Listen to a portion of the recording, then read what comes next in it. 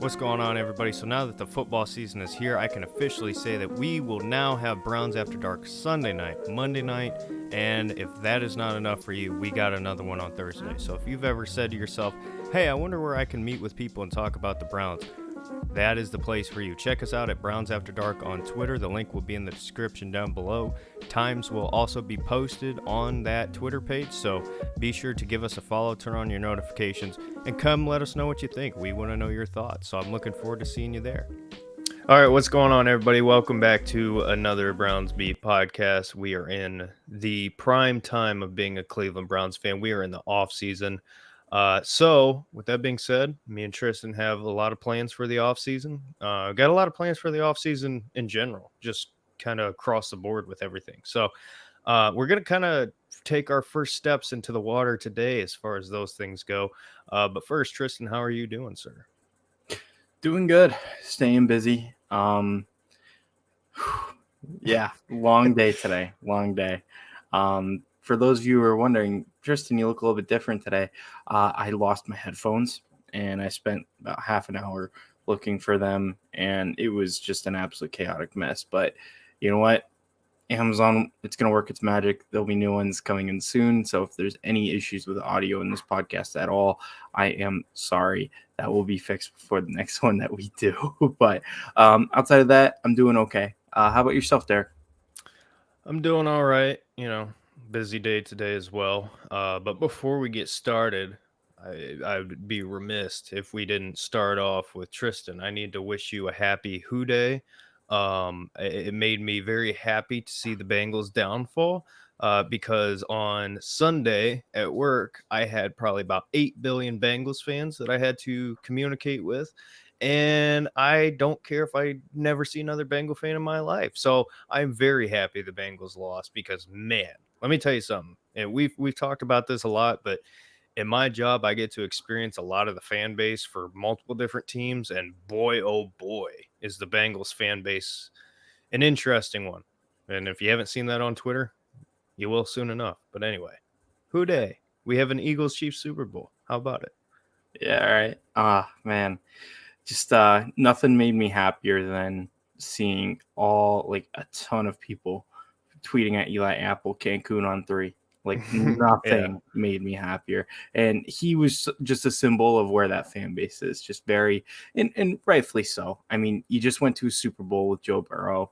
You just went to an AFC championship game with Joe Burrow. Like, you can't even lie. We'd be the same way. Right. But it was good to see some humbling get dealt. So I got to say, but yeah, today's podcast is going to be an interesting one though, Derek. We actually, why don't you kind of explain exactly what we're doing today? Because it's a little bit different from our normal usual content where it's like laid back, kind of chill. It's more in depth and analyzing. Yeah, so today, I should say it this way. Our long-term offseason plan here, as far as breaking down the Browns offseason stuff, we're going to talk about free agency first because obviously that is, the first on the order as far as things to hit. So we're going to talk about free agency kind of as a whole. Today, we are going to break down our top 5 positions of need in the offseason for the Browns. I came up with my list. Tristan came up with his list. And we're going to rank them, what we think the position order of need is. This ought to be interesting because I can tell you on mine, I did fold a little bit and went against the grain some. So I know a lot of people probably won't be happy, but hey, it's my opinion. We're all allowed to have our opinion. So yeah, and then as the course of the offseason goes, we're going to break down each position a little bit more in depth and kind of really dive into it. And then, of course, my favorite time of the year, Tristan, draft day. We'll cover the draft and we'll talk about that. But before we actually, gotta watch that Kevin Costner movie. Absolutely. Yep. Hey, Vontae Mack, no matter what. Before we get into this, though, we kind of touched on it there for a second. And we don't need to spend more than 2 minutes on this if you don't want to. But just what's your initial reaction? Chiefs, Eagles, Super Bowl, and who do you think's going to win? It's a very interesting one. The battle of Andy Reid. is what this one Mhm. is. Andy Reid And the versus Kelsey former team brothers. and the Kelsey brothers. Yeah, so there's good storylines going into this one. Um, it's going to be such a tough one to call, honestly. Just because I really like the Eagles as far as their construction of their roster, as well as their defense. I really like their defense, and I really just in general, there's a lot about the Eagles to like. There's not a lot of weaknesses there.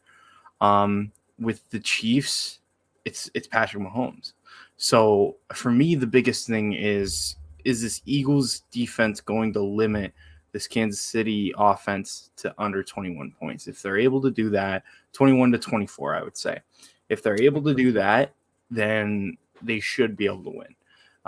As long as if the offense executes. And I mean, hey, listen, Jalen Hurts has had a great year. I always, I shouldn't say always. Since he's been in the NFL and since he's been a starter in the NFL, I've liked Jalen Hurts' game. I think he kind of embodies exactly what the NFL is looking for in a quarterback, kind of like what Dak Prescott is, where it's like, he's not necessarily like an elite thrower, but he's a good enough thrower and he's mobile. I kind of look at those two in a similar light, honestly. Um, and so my biggest question is he going to be good enough to win the Super Bowl for the Eagles? And man, it's hard to pick a team right now. Um, I'm just gonna have to side with the Chiefs. It's Patrick Mahomes, it's Andy Reid. Mm, I kind of have to.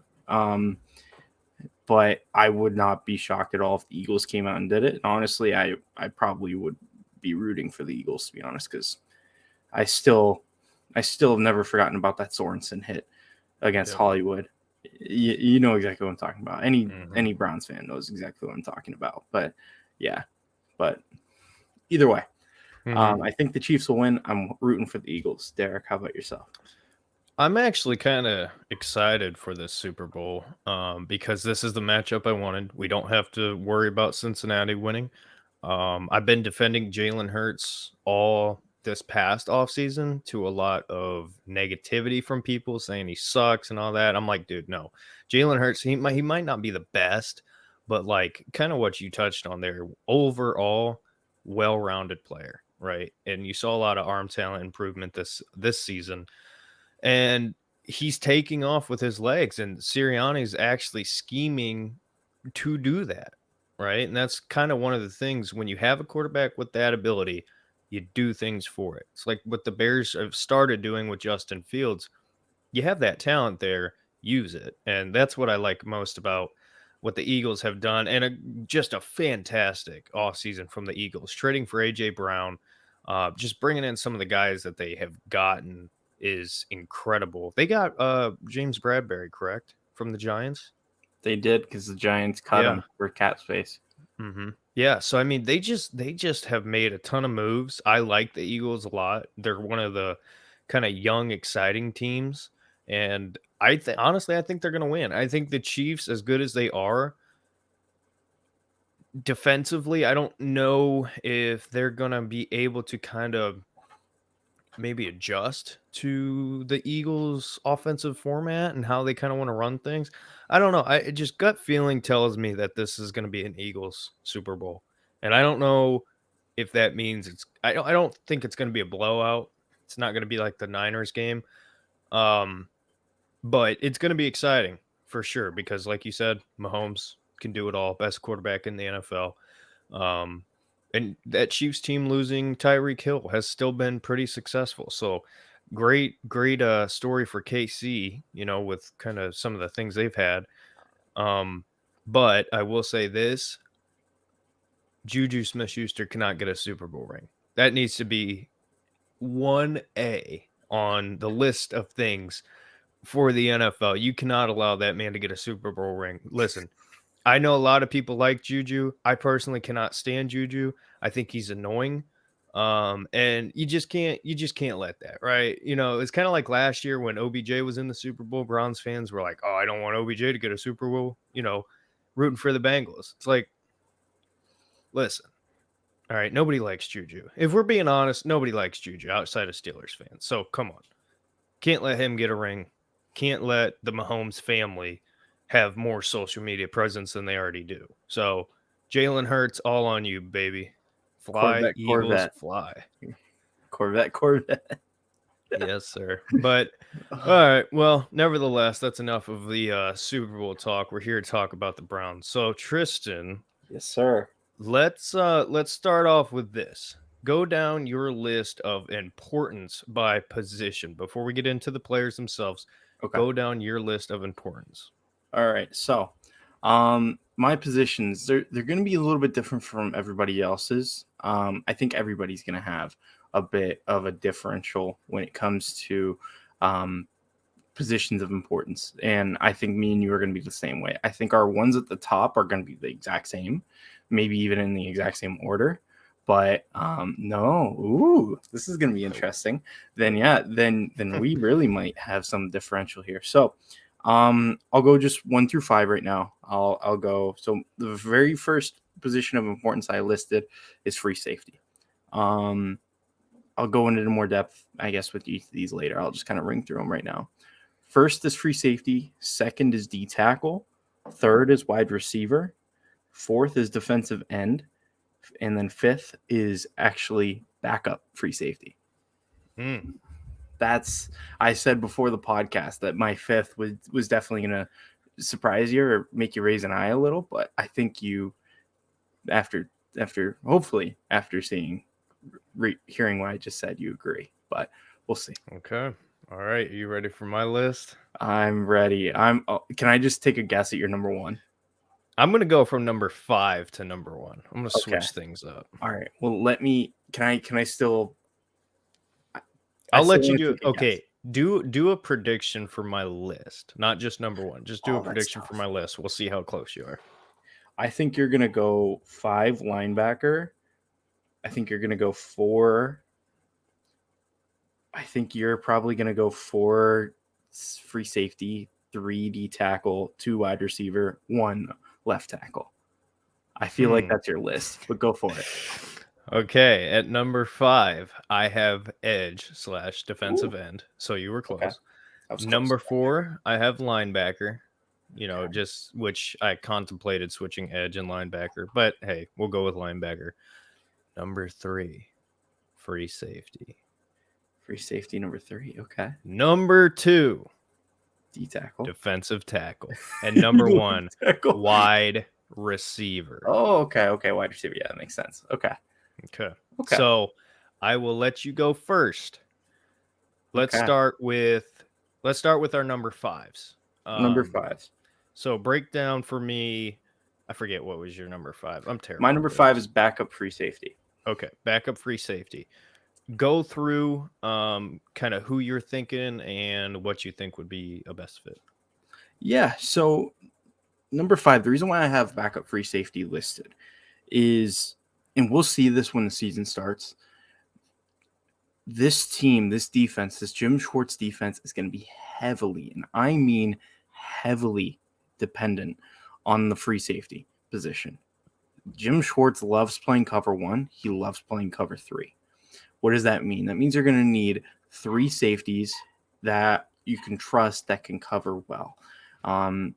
You can trust, if you sign your starting free safety, which I'll be getting into, you can trust your other strong safety, which will be Grant Delpit. And in cover 3 situations, I do trust Grant Delpit. In single high, absolutely not. I don't think he has the IQ to play that position. No offense to him. It's just not what he does best. And you can tell there's just a little bit of a lack of confidence there, but it definitely developed later in the season. So I can trust him in a cover 3. And I would need a third guy that I can trust in coverage. And for me, there's nobody better for this team to be a backup free safety than Rodney McLeod. Rodney McLeod played with the Colts this past year. He played on a deal that paid him, I want to say it was less than $2 million. Might have even been less than $1 million. This guy was rehabilitating from the Eagles from a serious knee injury, and the Eagles pretty much just didn't offer him a contract. The Colts offered him like bottom of the barrel deal, and he took it. So, for me with Rodney McLeod, um, the biggest thing with him is you can get a guy you can trust in coverage who's going to be cheap and who's going to provide depth at a position that Jim Schwartz is going to need depth, because if the starter gets hurt, we have nobody. Like, there's not a single safety in our room that I feel comfortable saying that he's a true free safety that's going to be able to cover the middle of the field. And I think you and I can both agree on that. So I think it's important not just to get one guy, but two, because two guys are definitely needed for this room based off of the importance of it. Ronnie McLeod, like I said, he did play for the Eagles, but last year played for Indianapolis. This year with Indianapolis, he amassed a 80.1 PFF grade. Now, I know PFF isn't the end-all be-all. However, it's a general overview on how the analytics community would view that player. Um, and that's very well. That's very well received for an analytical player. So I do believe that Rodney McLeod is a guy that the Browns would be looking at and hopefully looking to bring in. Um, yeah, excels in coverage, and he's a cheap veteran. And the other thing is based off of my reports I read up on, he's known to be a quality, good leader. So I'd be excited with him. Yeah, a lot of good things. My number 5 position was edge. I don't think that this is as important because personally I believe in what we have as far as depth goes, with some of the young guys and just kind of what they've done so far as rookies. I'm comfortable. I'm comfortable with Isaiah Thomas. I think he's shown a lot. I'm just kind of comfortable with that, the depth, when you can have that rotation, Alex Wright, Thomas. I don't think Winovich is going to still be on the roster, but who knows? We'll see. But I think what the Browns need to do at edge is come out and get a vet who can be the starting defensive end, and you can rotate those other guys in. That's kind of what I see best case scenario for the Browns. Um, and who knows? Depending on who you get, that could be a heavy rotation, or it could be just kind of a situational rotation. That's kind of how I feel. But a couple names that I wrote down. This guy makes a lot of sense. He's been linked to the Browns multiple times, and that's Yannick Ngakwe, who was last on the Raiders. I believe he was on the Ravens there for a minute. Um, Pretty good player overall. I like him a lot. I don't think he would be super expensive. There was a period of time where his price tag was a little bit higher. I think now that's gone down a little bit, and I think the Browns might pull the trigger on somebody like him, just because I think the value that he would give as far as that number 2 is better than if you're gonna go out and get, like, a super cheap vet. Then you know what I mean? I just feel like that would be a good fit, and I think that's something they would wanna do. Another guy that I have, Matthew Ioannidis from the Panthers, who is somebody that we talked about a little bit earlier in the season. Tristan, I know you did. Yeah, yeah, Um, yeah, go ahead. Talk about him a little bit more if you want. yeah. No, I mean, he's definitely a quality guy. Um, for me, I would be looking at him as like a rotational guy, um, either as like a run stopping defensive end or possibly even shift inside to a D tackle. That's probably what I would be looking to do with him is have him kind of as that guy that you throw out on first, second down, and then maybe sometimes second, sometimes third down you throw on your true pass rushers. So he would definitely be a solid rotational option. Yannick Ngakoue, I actually just remembered this. He was last actually on Indianapolis because he got traded this past offseason. It was like a straight 1-for-1 Rocky Sin for Yeah, that's yeah, right. and then the Raiders replaced Yannick Ngakoue with Chandler Jones. They signed him to a deal, That's which was right. great business, but the Raiders sucked this year, so so Hey, it didn't matter. yeah. But yeah, keep going. Um, and then I have one other name that's kind of too good to be true, but he is on my wish list. I've really liked him for a long time. Every time I'm on Madden and franchise, somehow he ends up on my team opposite of Miles Garrett. So hey, who knows? But that's Marcus Davenport for the Saints. I think he would be a hefty price tag because he is younger and he is very talented. He's not like he's not going to get like some max contract, right? That's not Mhm. the scenario, but he's going to get good money wherever he goes. I honestly, I'd be surprised if the Saints let him go. I could see them franchise tagging him or extending him. Um, but based on the names I was looking at, Tristan, I couldn't help but write him down just because I've liked him for a long time, and I think he would be great. I think if I had a choice, and this was Madden, his skill set perfect opposite of Miles Garrett, like fits like a glove. So unrealistic. I do have a couple names on my list here with all these positions that are kind of unrealistic. But I wanted to throw one of them in here. And for me at edge, that would be Marcus Davenport. Mhm. That's just my opinion. Yeah, I definitely think Marcus Davenport would definitely fit. For me, the number one question would be cap. Does it all Yeah. work out cap wise? Um, I if think that answers no, personally. yeah, well, unlikely, I should say. Like, if the Browns decide that they're not going to prioritize a position that you and I both feel like they would prioritize, like let's say they decide they don't want to prioritize paying a D tackle or free safety, it's very possible that they pay at the end. You know, it's very possible, but I would say that it's more likely that they pay a free safety than it is at the end at this point because they already have Miles, and you just drafted um, Alex Wright, and you also just drafted Isaiah Thomas, who's shown flashes too. But yeah, no, I completely kind of agree with you there. Is there anything else you wanted to add? No, that's my list. Okay. I think the most realistic is honestly Yannick because I don't know. Gut feeling tells me they've kind of wanted him for a while. Mhm. And again, like I said, at this point in his career, I think his price tag is going to be cheap enough. I think maybe like a 2-year deal, maybe even a 1-year deal cheap. I don't know. But yeah, that's it for me at edge. I have it at 5 just because, like I said, I'm comfortable with the depth. I don't think they're going to prioritize it personally. I think, we've talked about it. Defensive tackle is probably going to be where they go given Jim Schwartz's scheme. So that's why I have it at 5. And those are the guys that I think are some options. So Yeah. what's your number 4 position?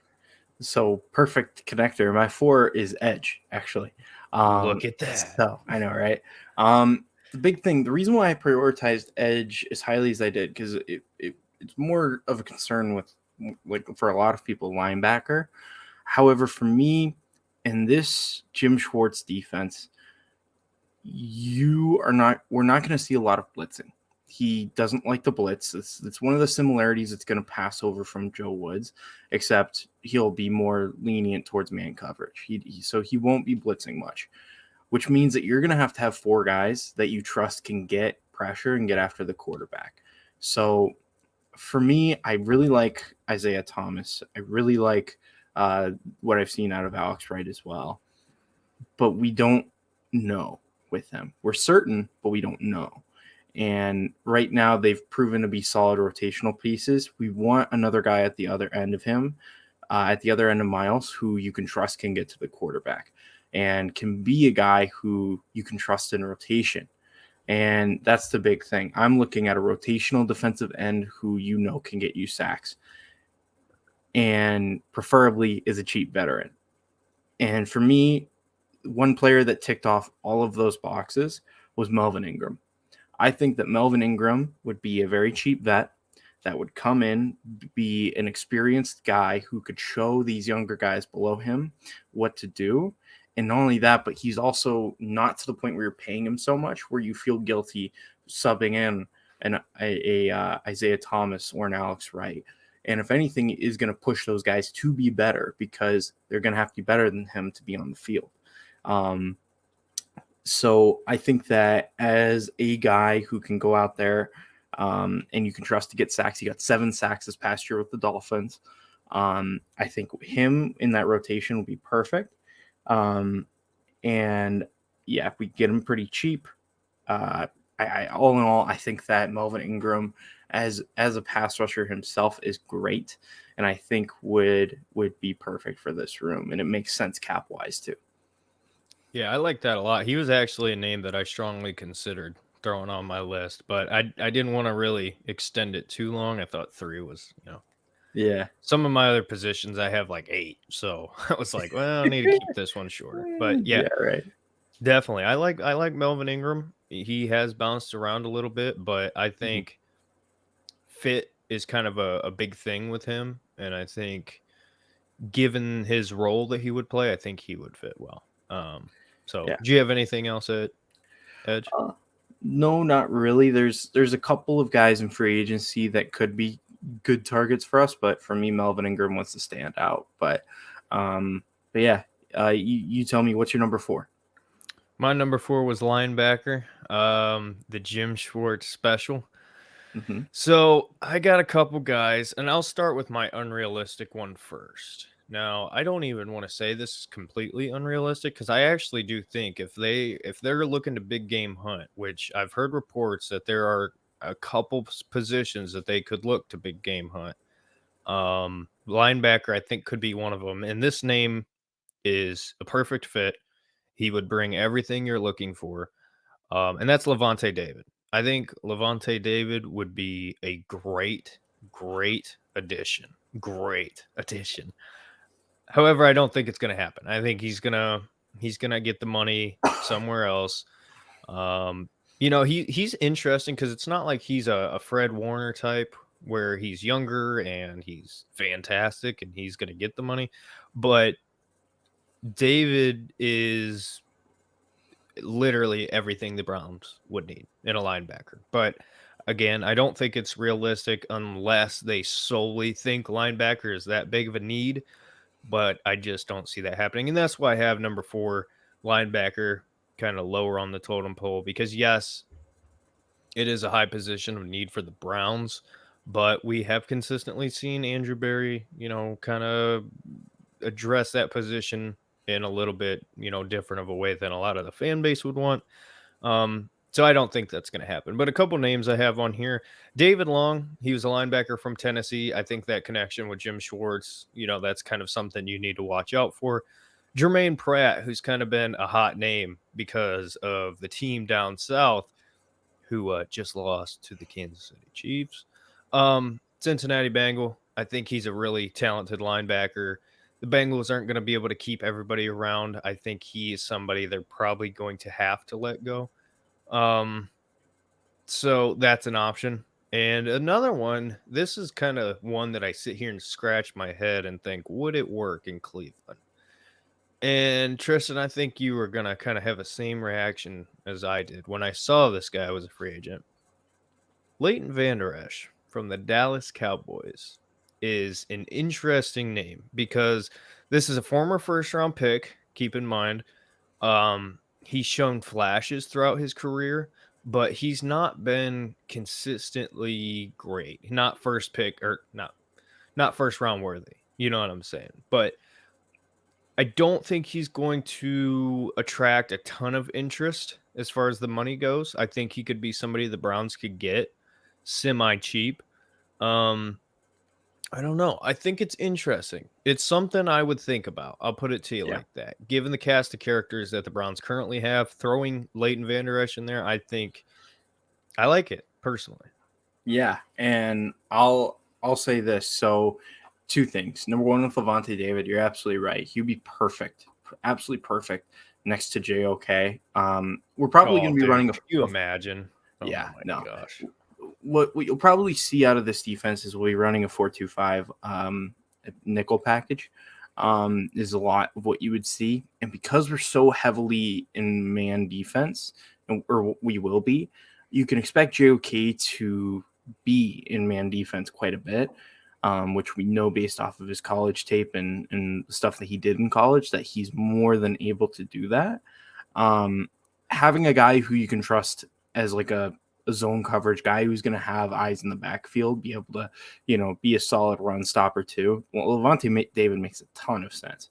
And like you said, if they're going to go big fish hunting, and let's say they invest in, like you said, a couple of positions, let's say those positions are free safety and linebacker, like, man, like Levante David could be a huge get. And I would absolutely love that. I would absolutely love to see Levante David next to JOK because I think it makes a ton of sense. As far as Leighton Vander Esch goes, big name. I love his talent, and I think that he could be really good next to JOK. I personally would rather try to see Sione Taki in that role because Leighton Vander Esch, he struggles with injuries. And that's part of what his inconsistency over his career has been because of his injuries. And so I think I would rather have Sione Taki there because even though he's not necessarily proven in that position, or he's not necessarily as talented as Leighton Vander Esch, you can trust him to be on the field majority of the time. So that would be just something I would say there, which is also kind of the reason why I didn't put linebacker on my list because number one, I don't view it as like a crazy important position. And I also think that we've had guys in the building that we should be re-signing, either like Anthony Walker, Sione Taki, guys that I could trust to do that job. Yeah. Yeah. But that's it for me for linebacker. Again, I threw it at 4 just because history as far as value for the Browns linebacker. I mean, like I said, they've addressed it, but kind of with some band-aids and duct tape and leftover string from a drawer you've opened once in 2 years. That's kind of how the Browns have handled it. So I'm not going to consider it a super important position. I know that Schwartz, D tackle and linebacker is kind of the things that he cares about the most. But until the Browns do, I don't know. That's just my opinion. But what's yeah. number 3 for you? So number 3 for me was wide receiver. For me with the wide receiver position, I had told you this multiple times. I believe I've even said it on this podcast. For me, the Browns needed one more guy in that receiving room that they could rely on, a guy that they could lean on and trust that he would be there just to make a play, a guy who's a depth piece. I know a lot of people want another big flashy playmaking receiver. I just don't think that's realistic based off of the money that we currently have and the money that we're going to have to invest in our defense with our new defensive coordinator. So I was looking through some guys that were going to be free agents this year, and there's one guy that kind of caught my eye. And I think it's it's going to be very the same name. You think so? I think if we think alike, I think it might be the same So guy. I don't think it will be, but the name that I thought of was Jamison Crowder. No, it's Jamison not, but I Crowder. like that. Yeah. So Jamison Crowder, he formerly was a Jet who was one of the Jets' only reliable receivers when Sam Darnold was there, which should tell you everything. This last season, he spent the majority of the season out with a injury. I believe he played in 4 games, had 6 receptions for 60 yards. That was pretty much it this year, just because he was injured. However, because he didn't play a lot, also means that he's probably going to be cheap, and a cheap veteran at that. So why don't I reflect on his time as a New York Jet? His time as a New York Jet, he was viewed as one of the best slot receivers in the NFL. He's known to be reliable in the slot. He's very intelligent. He's a great route runner and quick. In 2021, he had a 64.9 PFF grade. He's all in all, before the season, before the injury, I mean, we would have looked at this guy as a fantastic Jarvis Landry replacement. And I don't know if I've said this on this podcast or if I've said it to you just in private. I feel like Jarvis Landry would be the type of guy that this receiving room needs. Another set of hands that are reliable that you can go to like on a third down if they're doubling Amari, and DPJ is not having a great game. That's for me the type of receiver we need. I think that this guy would come in, be a great depth of piece that is reliable, who's a veteran that can teach some of our younger guys like David Bell exactly the tips and tricks of being an elite slot receiver. And I think it just makes a lot of sense. You have Amari and DPJ on the boundary. You got to have somebody elite in the slot, and I think that he absolutely could do that for us on a pretty cheap deal. Yeah, I like that a lot. I didn't include him on my list because I wanted a little bit of diversity, and I have two guys at my wide receiver spot that I think are similar to what you're talking about. So I left him off, but I actually was going to mention him as kind of like an honorable mention. So good job out of you. I Your like that a lot. your number one receiver is definitely Juju Smith-Schuster. I know that for a Oh, fact. without a doubt, All dude. day. Best player in I the I was NFL. I actually forgot. I'm in my head. I was supposed to say Juju Smith-Schuster as my wide receiver pick, but I just completely No. lost it. So Juju Smith Schuster and Kellen Mond are about in the same category for me as far as oh my gosh, liking. imagine them in a preseason game. Oh, dude. Breaking All records. right. All right. Well, moving on before I have a meltdown. Number 3 position for me was free safety, and I kind of contemplated switching the 2 defensive tackle, free safety, and wide receiver. Like it was a big debate in my head, as far as like ranking them. Um, but I came up with 3 free safety at 3 because we've had this conversation. While I do agree with you in thinking it is very, very important, I also think that it's not a position that we need a superstar. That's kind of how I view it. So with that being said, some of the guys that I have named, Andrew Adams is a free safety from Tennessee. Um, Again, I think the Jim Schwartz connection, I think he's going to pull a couple guys. I don't know who, I don't know, what positions, but I won't be surprised if Jim Schwartz ends up pulling a couple guys from Tennessee, and I think Adams could be one of those guys. Um, Adrian Amos, he's kind of a known name now. He's a very good safety. I like him a lot, but I don't think he's going to require superstar money. I think he's going to get a decent paycheck. Um, and I think he would be a good fit. He's somebody that I would definitely have on the radar for the Browns. And my unrealistic, swing for the fences one here is not Jesse Bates. It's somebody you're going to see in the Super Bowl, and that is Chauncey Gardner Johnson, who was traded from the Saints to the Eagles. Highway robbery. The dude has been spectacular, just spectacular. Very good as a Saint, great as an Eagle. I think he's going to get pretty solid money just because you've now seen him be successful a couple different places. And if things go the way I think, he's going to be a Super Bowl champion. So you're going to get that pay bump too. I don't think it's something the Browns are going to hand out a bunch of money for. But as far as fit goes, I think similar to Levante David, this would be a spectacular fit. Like spectacular. And I don't even know if the Eagles are going to let him go. We'll see. I don't know. I don't know their situation as far as the cap goes, what they're planning. But if he does become a free agent, I would absolutely love this. This would be one of the moves where I would do a little happy dance and run around wherever I'm at when it happens. Like I think he is a absolute monster.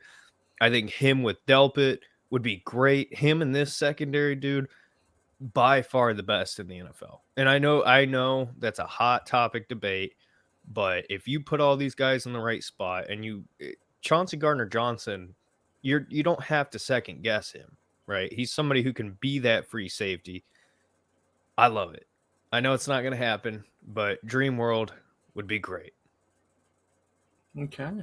It's a very interesting one. That's a very Yeah, interesting one. you weren't thinking that one, were you? No, no, I was not. That's really interesting. Yeah, those are a couple good free safety picks, but I obviously put free safety as my number one, so I'll kind of get into my guy. Wow, yeah, very interesting, very interesting. So I believe we're moving on to number two now, if I'm correct. So, Yeah, um, sorry, I had to blow my nose. you're good. But I guess anything else you wanted to say about that free safety spot before I move on to my number two? Um, just again, I don't think they're going to spend this. Honestly, okay, let me put it to you like this. I think there are two positions most likely for the Browns to spend money: D tackle and free safety. Honestly, so Yeah.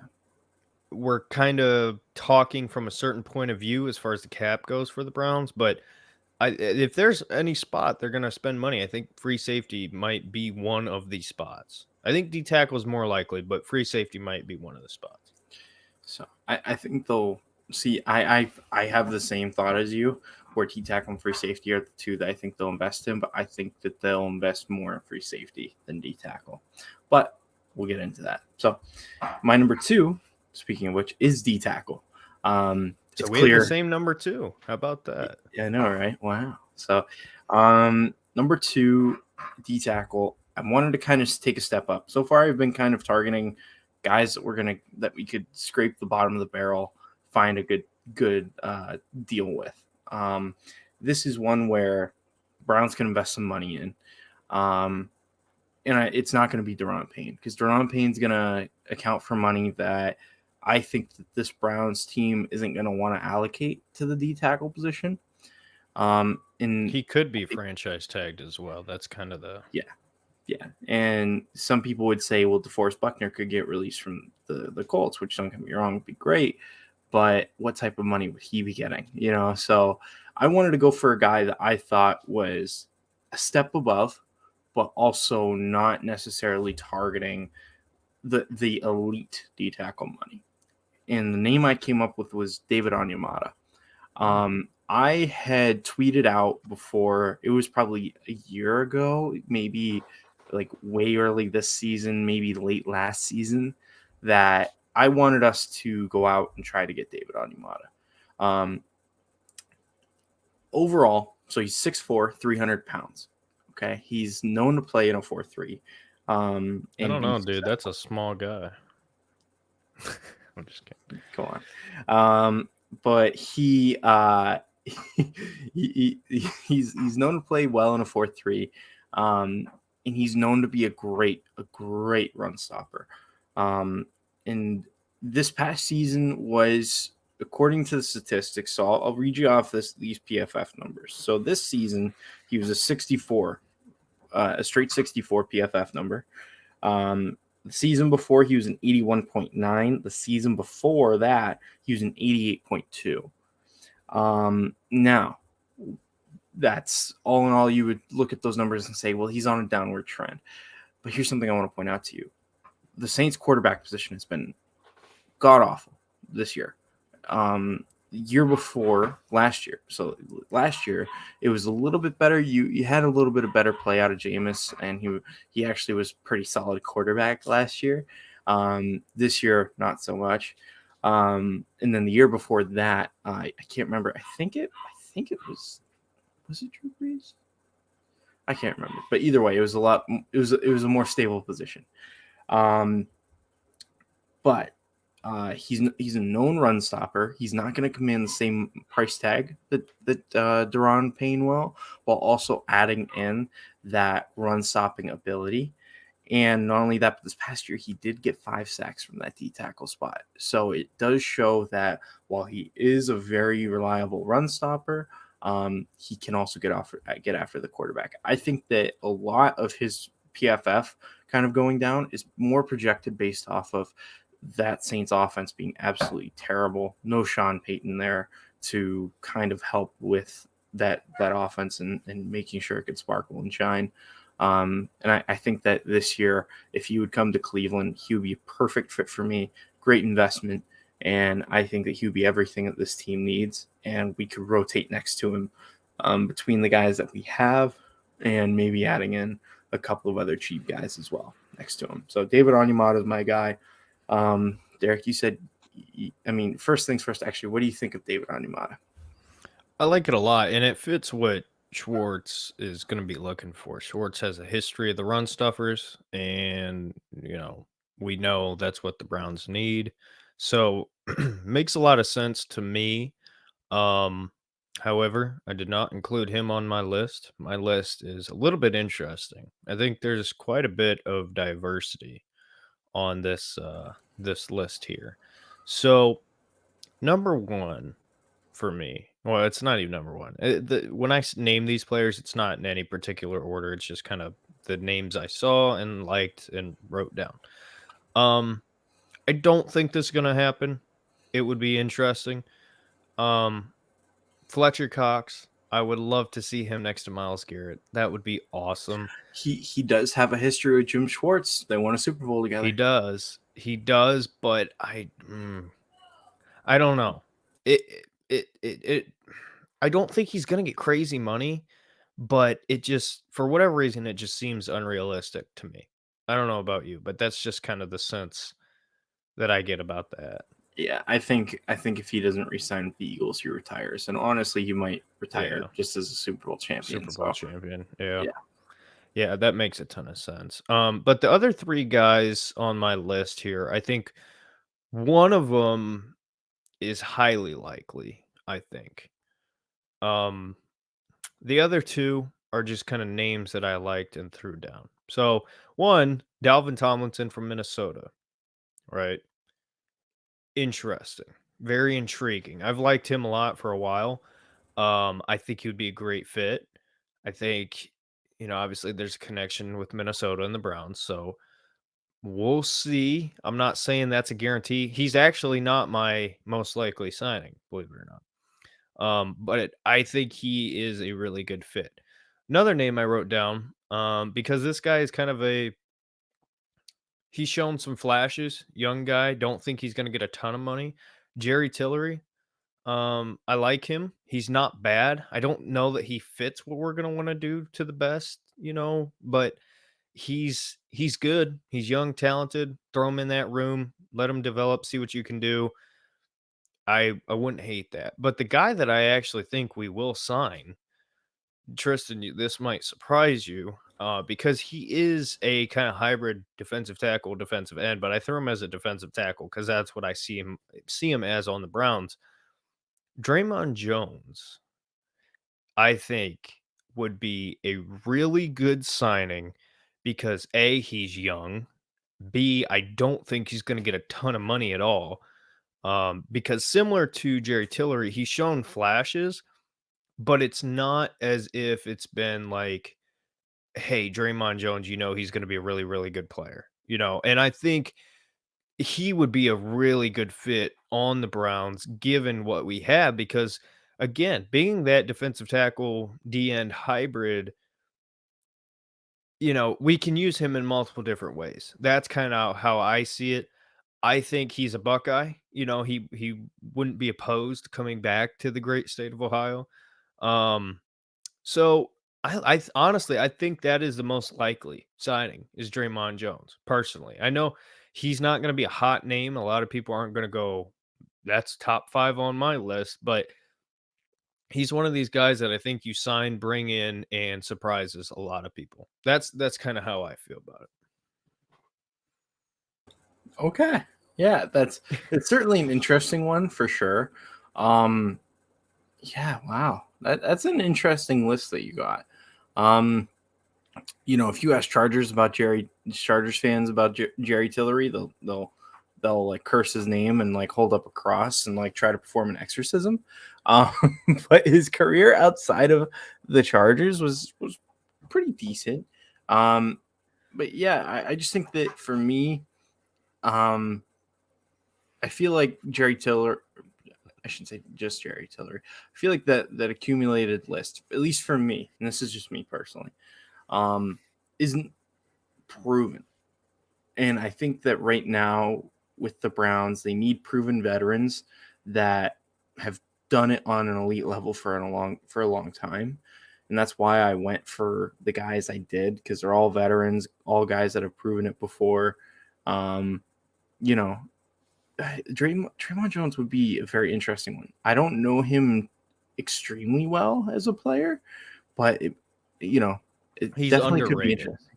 He's Under very underrated. Yeah. Okay, I'll definitely take a look into him. And I think he fits what Schwartz would want to do. That's why I kind of see him as like, I mean, this is incredibly stupid, but the Buckeye in me is like, all right, Ohio, check. Because believe it or not, that actually is something players care about. I mean, as Mhm. stupid as that is, but Yeah. Ohio, check that off. 2, fits what Schwartz is going to want to do. I like that a lot. 3, young player who's shown flashes that I think in the right system would be very effective. Check that off the list. 4, I think the fact that he's not going to cost a ton of money, but at the same time is going to be a young addition, I would sign him honestly. If I were writing the deal down, I would sign him to like a 3-year deal, right? Okay. Where it's not crazy long, but it's also not crazy short. I think it buys you enough time where you have a young body in there who's actually shown something, unlike half these other guys we have, who you can continue to address the defensive tackle position, but at the same time, you have that guy, if that makes sense. I think he could be a cornerstone, not cornerstone, that's the wrong, a key piece to the puzzle. You know what I'm saying? Where it's not like he's not a giant addition. He's not Deron Payne. He's not Fletcher Cox. But I think in a year or two, surround him with some more help at defensive tackle. Maybe one of these edges turns out to be reliable and can start. Miles Garrett's Miles Garrett. I think that would be really good. And that's kind of why I see him honestly, sports betting has come to the great state of Ohio. If I had to put money down on one of these guys, it would be Draymond Jones, honestly. Okay. That's an interesting one. Well, before I get into my number one, Derek, any last words, any honorable mentions as far as positions that, that neither of us listed or one of us did, one of us didn't, that you could potentially see as a place of upgrade? I think left tackle, if we Yep. move off of Jedrick Wills, I think for both of us instantaneously slides up to like 1 or 2. I think we can both agree on that. Mm-hmm. Yeah. I mean, yeah, I think you knew what I was going to say there. Good job out of you. Left tackle. And funny enough, one of the guys that I named is actually a free agent. Andre Dillard is a free agent. So, Yeah. hey, you wouldn't even have to trade. Yeah. Right. So, okay. Not saying he would be the guy, but, Mm-hmm. I Yeah. just think that's probably likely. Yeah, absolutely. Well, so number one for me, free safety. And you already know who I'm going to say. It's Jesse Bates. Jesse Bates, I'm not even kidding you, would fit this system, fit this team like a glove. He is everything that this team needs. I believe that we should be making him one of, if not the highest paid free safeties in the league after we cut John Johnson. I think he would do everything that Jim Schwartz would be wanting, and he would be everything that we've been asking for out of a free safety for the past several years now. Especially since that John Johnson signing, since we thought that that's what we were getting, but we really weren't. So for me, Jesse Bates in Cincinnati, he's played predominantly cover one. And he's a guy that we can expect to play cover one well here because he's done it in Cincinnati. So I think cover one for him is a very easy shift. And then with cover three, I could see him playing that really well as well with Jim Schwartz. This past season, he had a 76.8 PFF grade, which of course, isn't the end all be all, but it is pretty good for a free safety there. And I think when we're looking at that position, that free safety position, if you're able to pull in Jesse Bates and Rodney McLeod, you've done a fantastic job recruiting for Jim Schwartz, because we saw a lot of busted coverages this year. And we saw a lot of quarters coverage this year that led to those busted coverages because we didn't have the guys that we could trust to have the IQ or the disciplines in their zones to play it well. And those two guys, Jesse Bates, Rodney McLeod, you've got two guys who are absolutely fantastic in coverage. And in my opinion, 9 times out of 10, if there's a ball over the top that's going to beat the corner, you've got two guys that are gonna protect it. I would instantaneously, after those two additions, expect us to have one of, if not the best secondary in the league. But also in a passing league, you have one of the best pass rushers himself, Miles Garrett. As far as the linebacking group, you've got JOK, who's going to be switching more into man coverage. We know that he can do that fairly well based off of his tape. And we've seen what these corners can do. It's always been about that other level in the secondary, that safety position. We saw flashes out of Grant Delpit later on down the line this season, and I think that free safety spot is the number one concern. If we can get a true free safety, I think the busted coverages are no longer a thing because we switched over to man, and we have a guy in that free safety spot that's disciplined in his zone. We know is elite, um, and I just think he's perfect. He's perfect for us, and I think that it makes too much sense to go out and target. But Derek, I know you didn't list Jesse Bates is your guy. You said Chauncey Gardner-Johnson. Mhm. You know what? How would you feel if you got a notification that said Jesse Bates is coming to Cleveland? How would you feel? I would be shocked, Yeah. legitimately shocked, and it's not because of the position, it's more so who it is. I think for Cleveland to straight up rob Jesse Bates from Cincinnati would be hilarious. And for the record, it's not me not putting him on my list was not me saying I didn't want Jesse Bates. It was just more I knew that's what you were gonna say. So I was like, Yeah. well, let's come up with somebody different. But honestly, for me, Chauncey Gardner Johnson, Jesse Bates, like those are the two best of the best that you could go after. So if the Browns are looking at free safety and saying, "Hey, that's what we need," as far as like, "Hey, let's put a lot of money towards this. Let's do whatever." Those two, I think, are your two options. Outside of that, there's not really anybody crazy that I think would fit super well. But as far Jordan as Poyer. Jordan Poyer, I think Poyer, would be great. But Poyer, but I don't think Poyer fits as well as these two. Not that he'd I be a agree. bad fit, but I don't think he fits as well. I agree with you on that. I think that Poyer we could make work and would fit very decently, but I agree. I think these other guys would be better. Yeah. Yeah, it's going to be interesting to see, and that's kind of what when me and Tristan were talking about this. Like, I wonder what Andrew Barry's list is of Mhm. importance because, and keep in mind, this is not just free agency. This is draft as well. As far as like what he's looking at, what we're breaking down is literally just free agency, what's available, what to go out and get. So that's kind of for me why I think it's going to be interesting. It's going to be really, really interesting because a lot of positions on here, linebacker, defensive tackle, haven't historically been super high, points of need as far as Andrew Barry has considered. So how much has he changed? Is he going to adapt and go for, whoever's available? We'll see.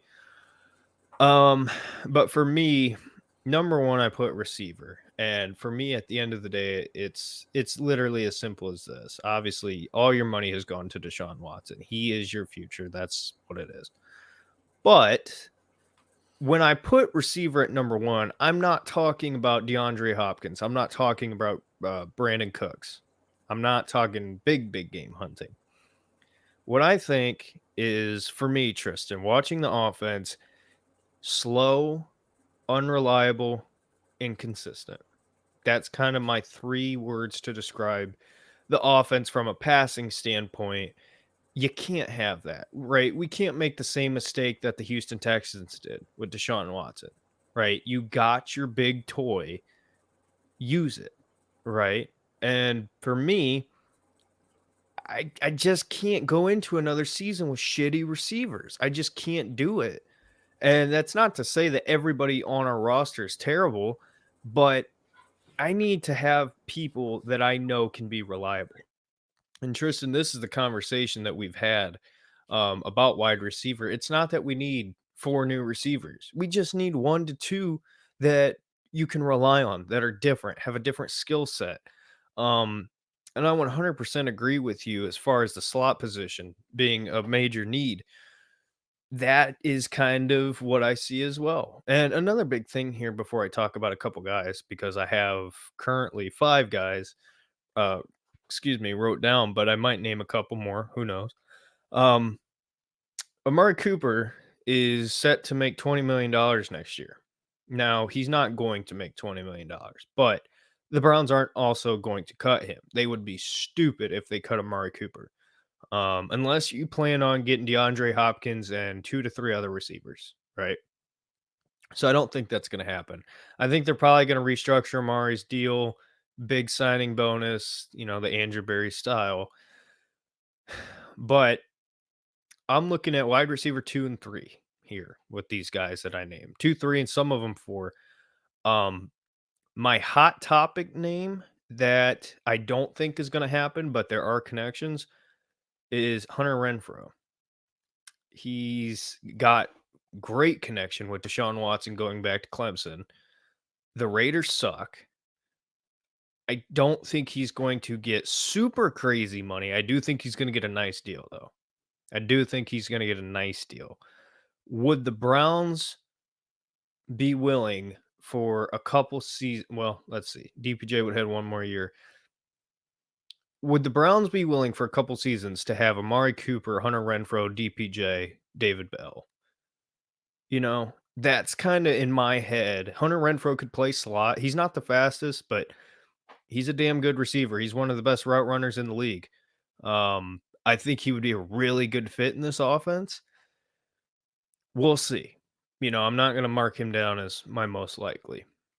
The one that kind of strikes my eye that gets me thinking, Tristan, because what have we talked about?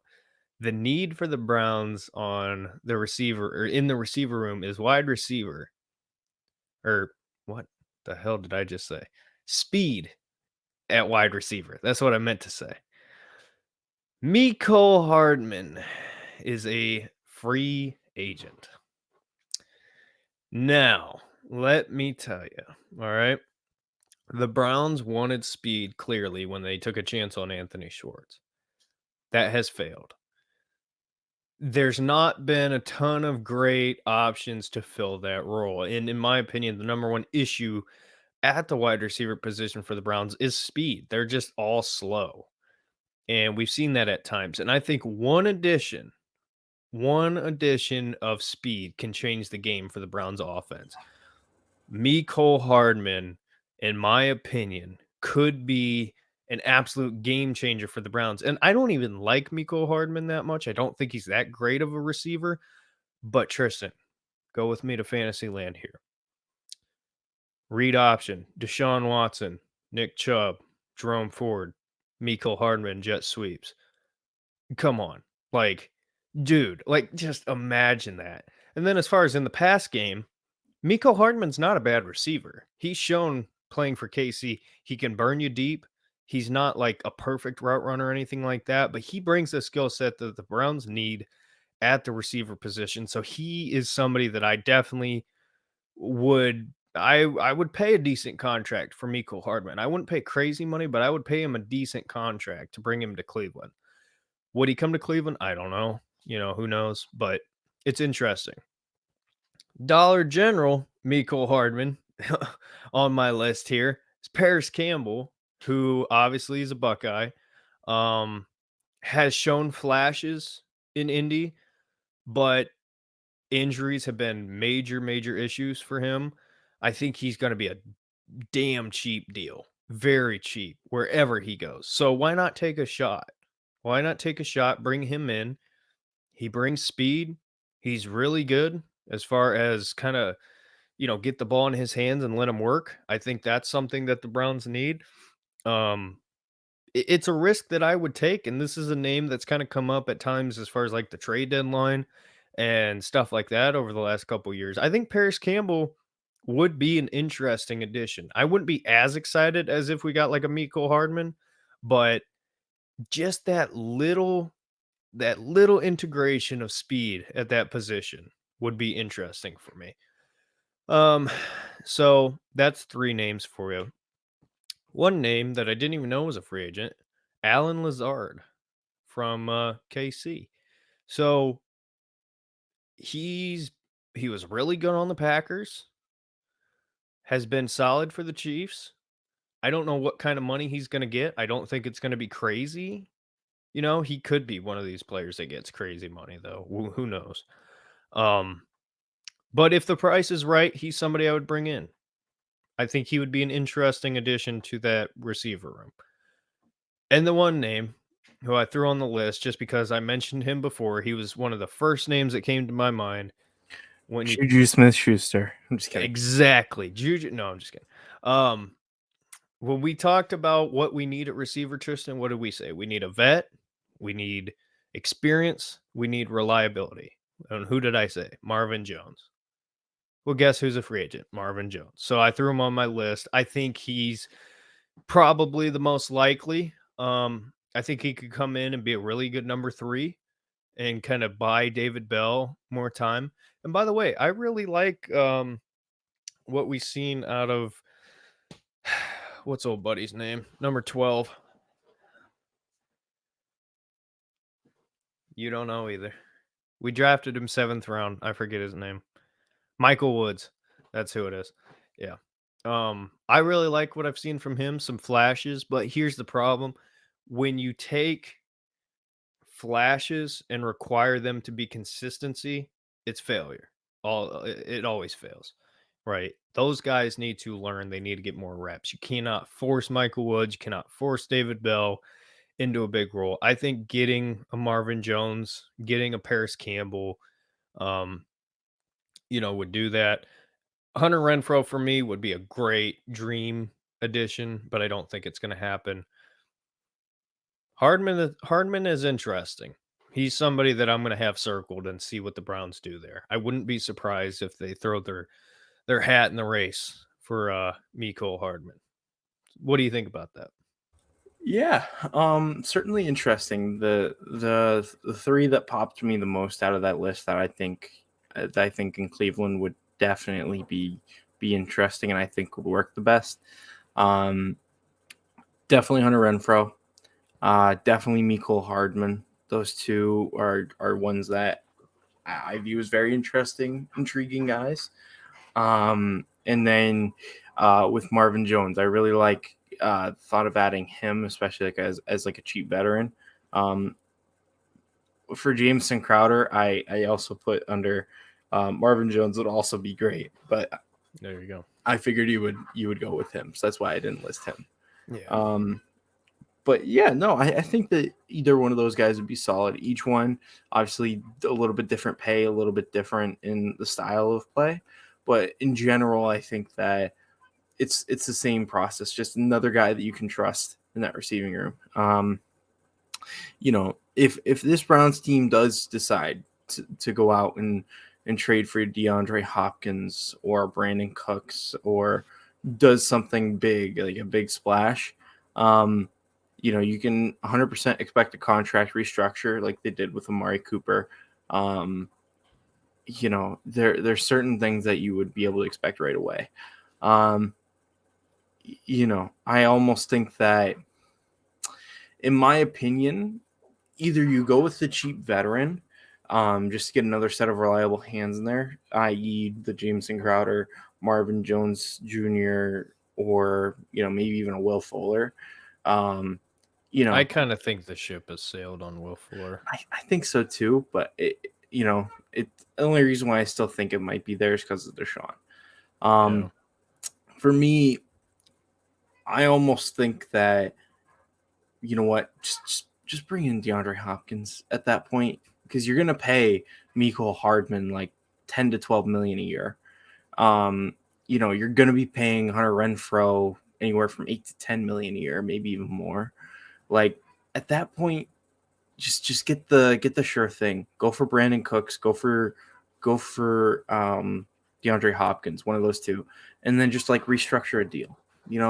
That's the one thing for me though is I want to see either a cheap vet or I want to see us go crazy at that position. And honestly, I wouldn't blame the Browns if they decide to go crazy and get a Brandon Cooks or a DeAndre Hopkins. It's possible that they make the money work, but certainly wouldn't be easy. Mm-hmm. But at this point, I think we can all agree salary cap is a myth. There's ways that we can manipulate it to fit guys in, but it's certainly going to be an interesting position. I think it's one that we both agree it's important that we at least just have an addition there. Yeah. The reason why I'm not necessarily excuse me, the reason why I'm not necessarily sold on like speed being the number one thing that we need is because Donovan Peoples Jones, he's a pretty fast guy himself, right? And the other thing for me is a guy that we keep on forgetting that we already have in house, and that's Jakeem Grant. Like Yeah. Jakeem Grant's got a boatload of speed, and we know that he can at least be a serviceable guy at that receiving spot. So, for me, I think that if we're looking for just speed, I think that's the wrong thing, to be honest with you.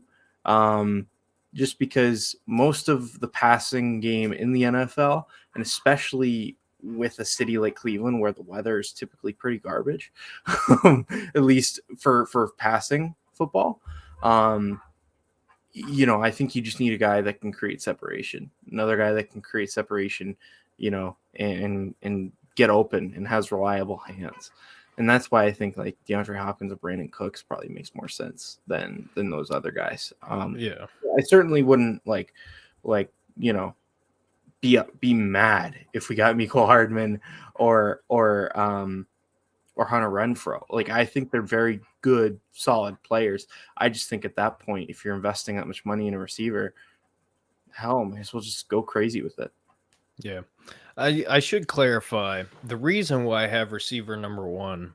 I'm looking at this from a little bit different of a perspective here. I think two receivers need to be added to this current receiver room. And that's not to say like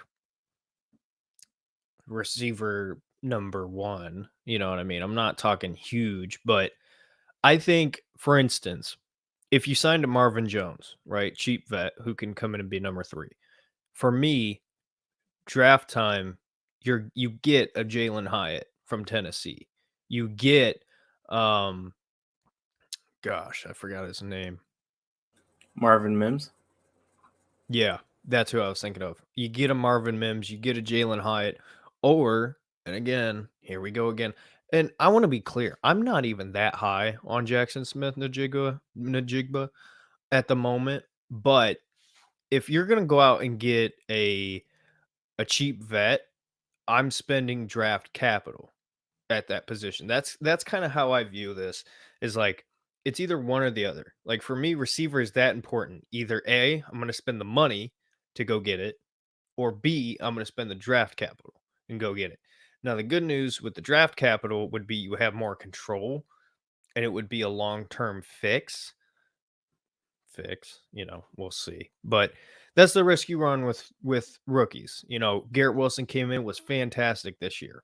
Chris Olave came in, was fantastic this year. Jahan Dotson was really good this year, right? You can get that performance, but you're looking 2 to 3 years. You know what I'm saying? So for the Browns, I think, if you're gonna go out and get a Brandon Cooks, Hunter Renfro, DeAndre Hopkins. Then you address receiver fourth round. You know what I'm saying? And bring somebody in that way. If you go cheap in free agency, you address it second round or even trade up if you have to.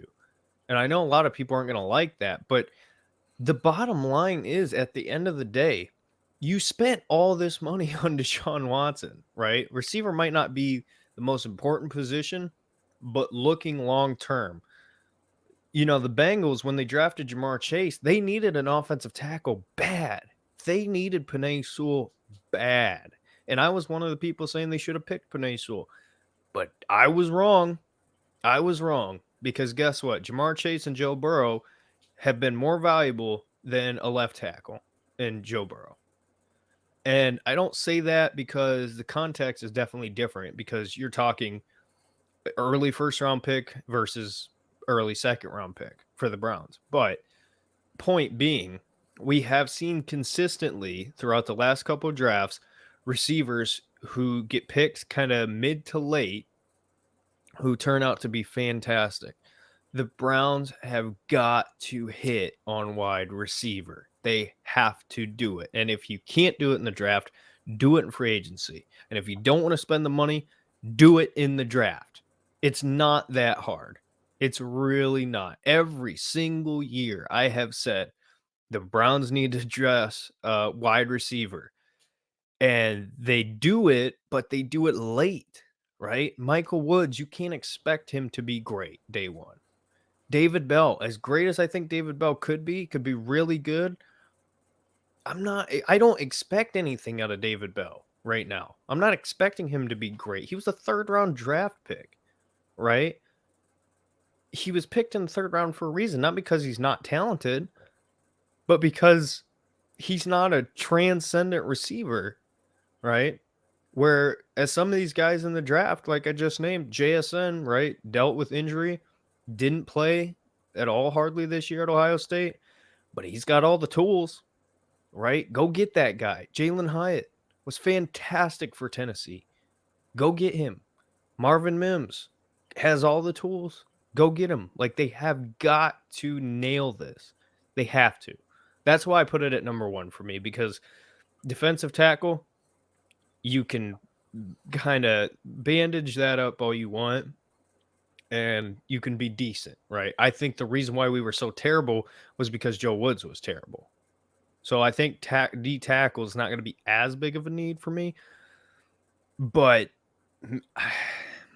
I don't know. I don't know. Maybe it's just PTSD from being a Browns fan, but man, like go get your Josh Gordon, go get your, you know what I mean? Like Yeah. that's what we need. And plus DPJ is going to be, contract talks. Yeah. So are you going to want to pay him? Like I don't know. Yeah, no, it's definitely something to think about. For me, I'm just kind of overdrafting receivers myself. I mean, we invested a third round pick in Anthony Schwartz, a third round pick in Anthony or David Bell. David Bell. Sorry. Um, you know, those are two draft picks that should produce two starters, right? One of them we know for a fact, or most likely for a fact, is not going to pan out. The other one, it's still early in the process and is showing little flashes, but still needs a little bit of time. I'd at least for especially how good this team is, I think we just need a proven commodity in that room at this point. And I'll say this: Andrew Berry never drafts guys that end up starting right away. Right away, we've only time we've seen it is Jedrick Wills, right? And that was because we quite literally had nobody at left tackle. We had nobody. I mean, we complained about Jedrick Wills because he doesn't work hard, or at least doesn't look like it. He sucks. Let's be honest, he sucks. Yeah, yeah, but it's not because there's a lack of talent there or that he's absolute garbage. No. It's more so because he just doesn't put the effort in play to play that is necessary to be an elite left tackle. And it's frustrating to see it, especially when he possesses the talent. We were throwing out guys in that left tackle spot that had no business being left tackles in the NFL. So it was absolutely necessary for us to draft Jedrick Wills with that. I think it was like 7th overall pick. 10th. So, but he's the only guy that we've drafted that like day one became a starter. Now, sure, we haven't really had many other first round picks since that time, but And we won't anytime soon. yeah, right. Unless we trade up, but probably yeah, but no, I don't see Inchberry doing that. Unless it's like the 32nd pick, or sorry, no, but like the last pick in the first round. That's the only time I see. Yeah, you had it 32. 32, yeah. Yeah, if it's like the 32nd pick, a guy that he would have picked early in the second round, or he would have tried trading up early in the second round, so that way we can get a 5th-year option on a guy.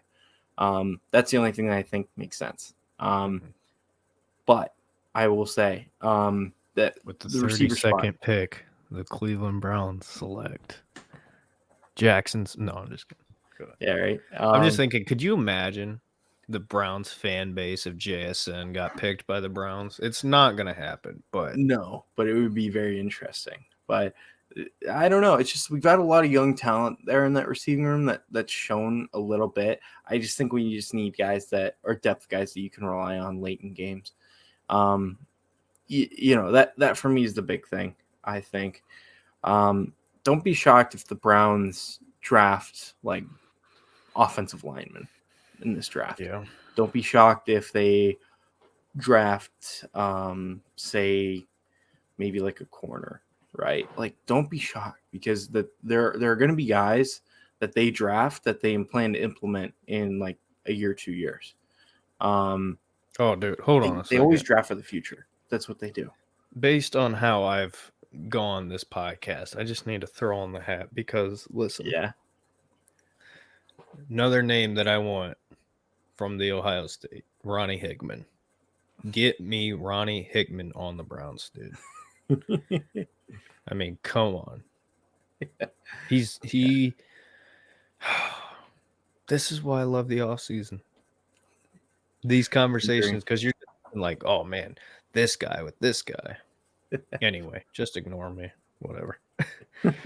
But yeah, no, I think the receiving position this offseason is going to be interesting because I think that the Browns will either prioritize it heavily and heavily attack it, or they'll just kind of do like a bandage deal, which I'm leaning more towards they're going to do that based off of their needs on defense. I think that they are going to invest more into the defense than the offense. I think that's for sure.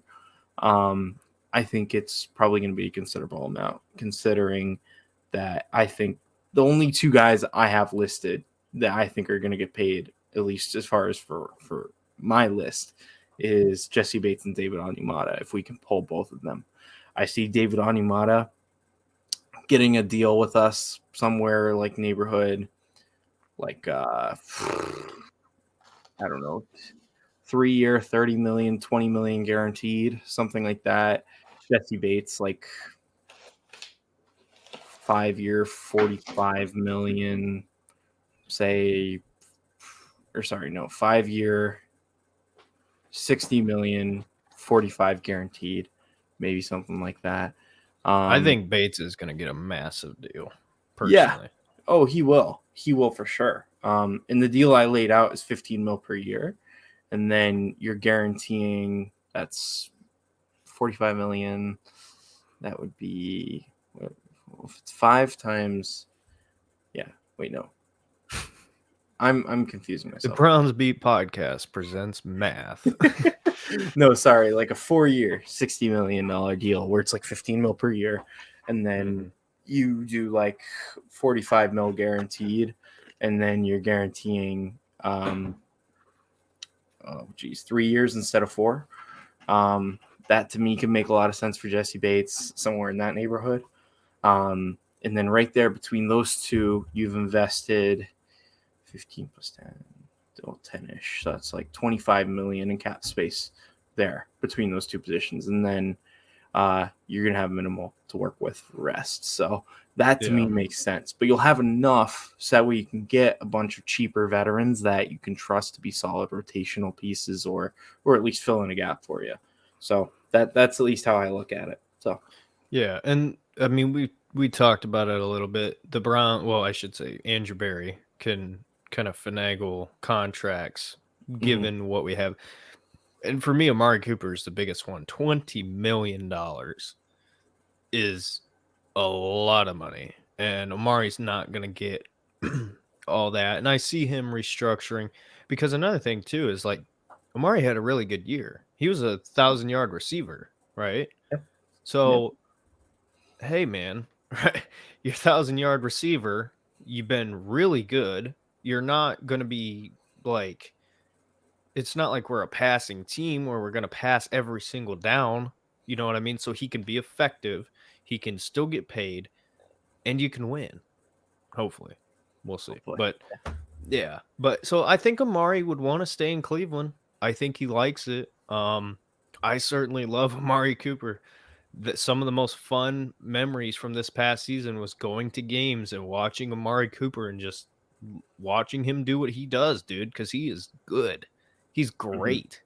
Yeah. So for everybody saying he's a number 2 receiver, he sure didn't look like it to me. I think, and that's another thing too. Like if you're gonna keep him around, let's get the most out of him while we can, right? Let's throw some other solid bodies out there at wide receiver so he's not getting double teamed.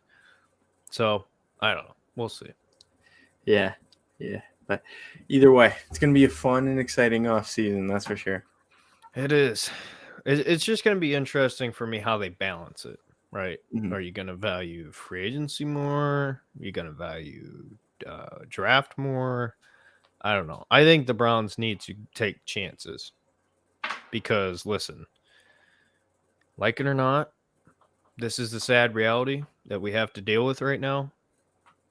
This season, there's a lot riding on this season for Stefanski, for Andrew Berry, for the roster as a whole. There's a lot riding on this year, and if I'm gonna go out, I'm gonna go out swinging. So if I'm Andrew Berry, I'm gonna spend as much as I can. I'm gonna draft as much as I can.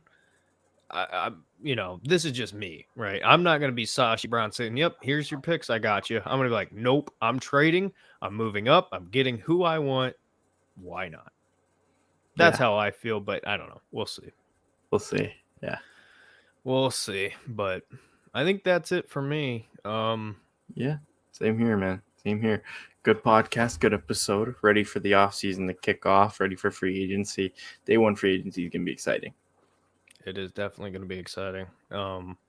Thanks to I know we didn't mention it on podcast since it happened, but just in case anybody friends of mine who watched, and Tristan, you did as well, but thanks for the prayers and well wishes as far as the accident goes. That was stupid. Thank you, Ohio, for your lovely weather out of nowhere. I appreciate it.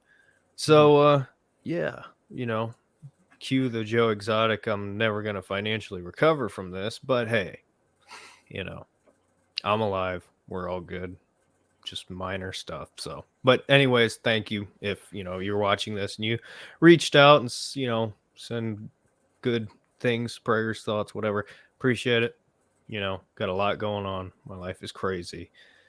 Not in a good way sometimes, and in a good way sometimes. It's just the balance. But anyway, that's it for me. Tristan, you got anything else you want to say? Go Browns. Hey. Oh, we got to go out with one thing here. I just wanted to, for the second time today, I would like a wish hooday to our friends down there in Kentucky, because guess what? Just like the Browns, you're going to be at home with Baker Mayfield watching the Super Bowl. So hope you learned your lesson as far as talking all that much, and I hope the Cincinnati mayor, I hope you get impeached or whatever the ruling is with mayors, because that was stupid. But anyway, goodbye, everybody.